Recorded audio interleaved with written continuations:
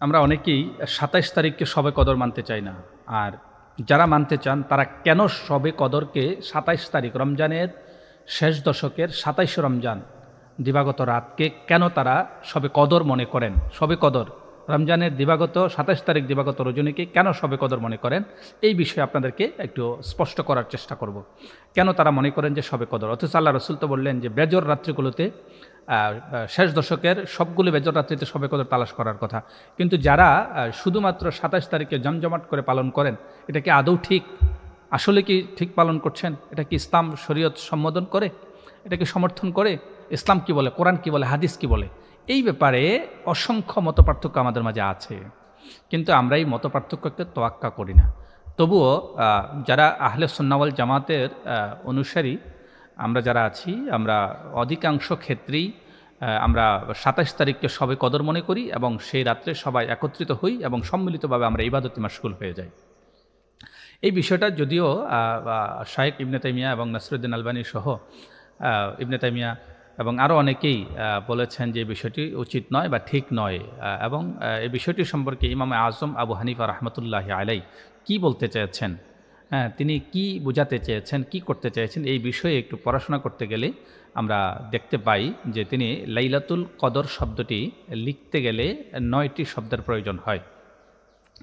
এই ৯টি শব্দ যদি প্রয়োজন হয় লিখতে, আর রমজান মাসকে ৩টি ভাগে আল্লাহ তাআলা বিভাজন করেছেন। হ্যাঁ, রহমত, বরকত, মাগফিরাত এই জাতীয় ৩টি ভাগের কথা বলা হয়। এই ৩টি ভাগকে আপনি যদি ৯ দিয়ে গুণ করেন তাহলে ৩ নং ২৭। হ্যাঁ, ৯টি অক্ষর লিখতে লাইলাতুল কদর লিখতে লেগেছে। আর এভাবে ভাগ করলে গেলে রমজানকে যেহেতু ৩টি ভাগে ৩ দশকে ভাগ করা হয়েছে, তো সেই ক্ষেত্রে আল্লাহর হাবিব সাল্লাল্লাহু আলাইহি ওয়াসাল্লাম আমাদেরকে বলেছেন শেষ দশকে তালাশ করতে। কিন্তু ইমাম আজম আবু হানিফা তিনি হাদিসের বিশারদ ছিলেন, হাদিস বিজ্ঞানী ছিলেন, হাদিসের পণ্ডিত ছিলেন।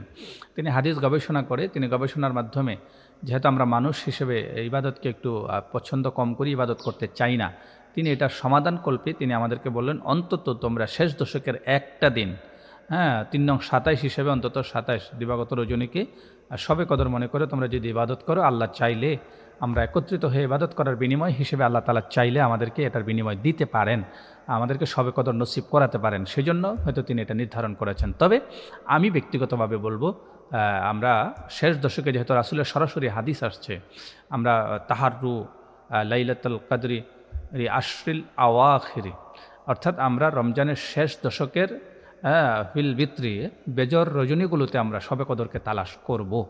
এবং শুধু ২৭ নয়, আমরা ২৭-এর সাথে ২৭ তো অবশ্যই করব, ২৭-এর সাথে মিলিয়ে আমরা ২১, ২৩, ২৫, ২৭ এবং ২৯ এই ৫টি রজনীতে আমরা সকলে ইবাদত করার চেষ্টা করব। আল্লাহ তাআলা যেন আমাদেরকে, আমাদের প্রত্যেককে, আমাদের সকলকে এখান থেকে শিক্ষা নিয়ে আমাদের জীবনমান উন্নত এবং শবে কদর নসিব এবং শবে কদরকে পাওয়া, আল্লাহ তাআলা যেন আমাদের ভাগ্যে শবে কদর লিখে দেন, এটুকু আশাবাদ ব্যক্ত করছি। ধন্যবাদ। আসসালামু আলাইকুম ওয়া রাহমাতুল্লাহি ওয়া বারাকাতুহু।